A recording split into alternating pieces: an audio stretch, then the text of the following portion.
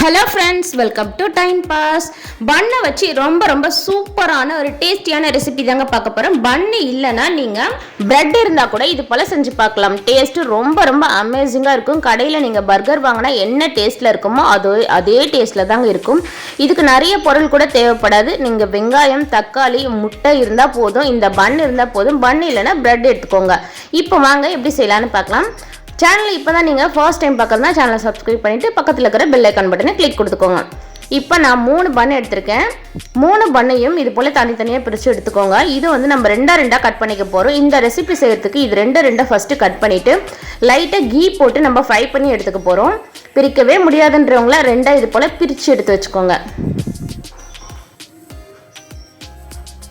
இப்போ கட் பண்ண பீஸை ஓரமாக எடுத்து வச்சுடுங்க. ஒரு பேனோட எடுத்துக்கோங்க. ஸ்டவ்வில் ஒரு பேன் வச்சுட்டு பேன் நல்லா ஹீட் ஆனதும் இதை கீயில் தாங்க ஃப்ரை பண்ணணும்.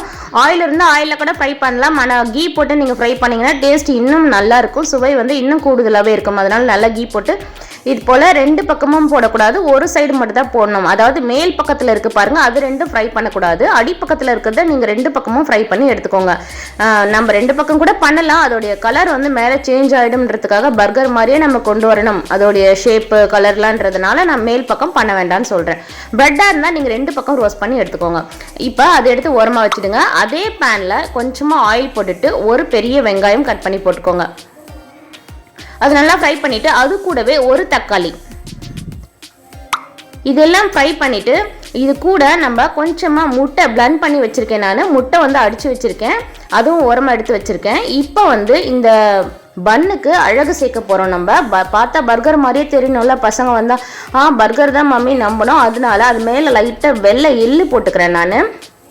நம்ம எப்படி குளிக்க வச்சோம், நெய் போட்டு இப்போ குளிக்க வச்சோம். அந்த பண்ணை குளிக்க வச்சதும் அதுக்கு இப்போ அலங்காரம் பண்ணிகிட்ருக்கோம்னு நினச்சிக்கோங்களேன்.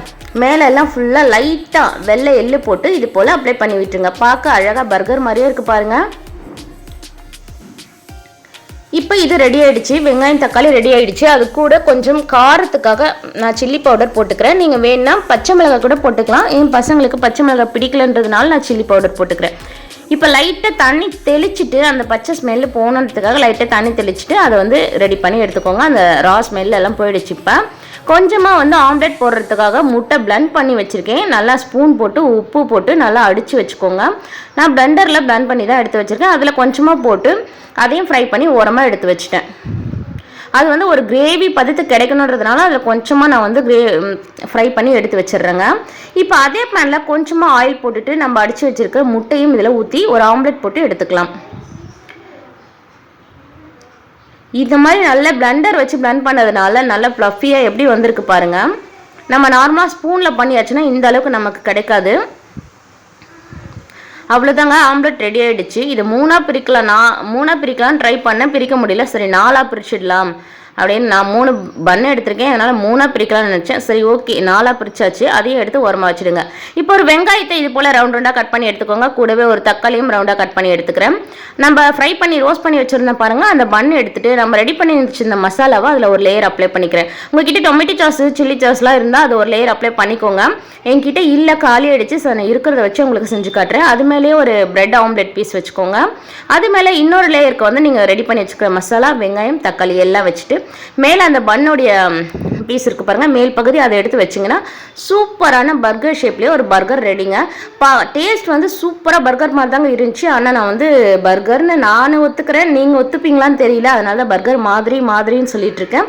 பட் டேஸ்ட் வந்து அமேசிங்காக இருந்துச்சு. செஞ்சு பாருங்கள். குழந்தைங்க ஸ்கூல் விட்டு வந்தது ரொம்ப ஆசையாக வருவாங்க. வீட்டில் என்ன ஸ்நாக்ஸ் இருக்குன்னு சொல்லிட்டு நீங்கள் இது போல் ரெடி பண்ணி கொடுத்தீங்கன்னா ரொம்ப ரொம்ப விரும்பி சாப்பிடுவாங்க. நீங்கள் செஞ்சு பார்த்துட்டு எப்படி இருந்ததுன்னு கமெண்ட்டில் சொல்லுங்கள்.